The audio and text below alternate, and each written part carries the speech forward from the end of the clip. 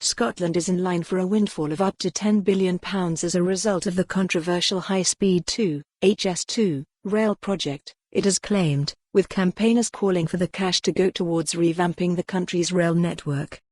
Experts said UK spending on the proposed link between London, Birmingham, Manchester and Leeds will lead to extra money being funneled north of the border.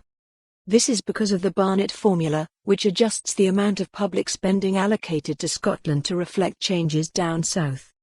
Campaigners said the cash should be pumped into rail projects such as an extension of the Borders Railway down to Carlisle. Bruce Williamson, of campaign group Railfuture, said there was a very strong case for this, but added, because Carlisle is in England, there would have to be some sort of joint funding for that. He said, Scotland has done much better than England in reopening lines.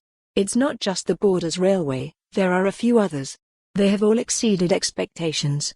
So you've got the proof of concept, that if you build it they will come.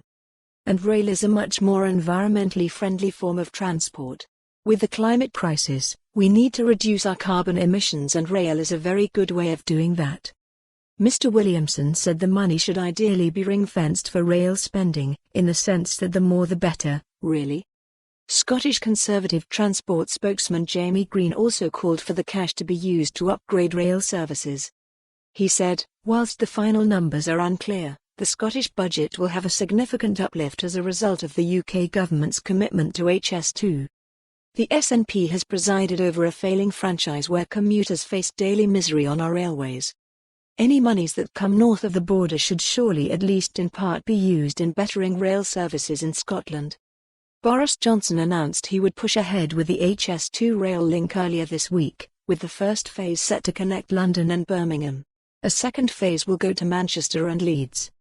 The Prime Minister said it had been a controversial and difficult decision. The move is expected to cut London to Birmingham travel times from 1 hour and 21 minutes to just 52 minutes. However, MPs were told last year that it may be at least 2028 before the first phase is up and running. Concerns have also been raised over the rising costs, with one independent estimate putting it as high as £106 billion.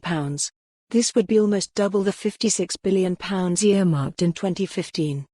Professor Mark Barry, an expert in connectivity at Cardiff University, said the impact of such spending on Scotland could be quite considerable over the next 20 years because rail infrastructure is devolved. He told the BBC's Good Morning Scotland, if it's a £100 billion project, for example. For more on this story, visit the news article link.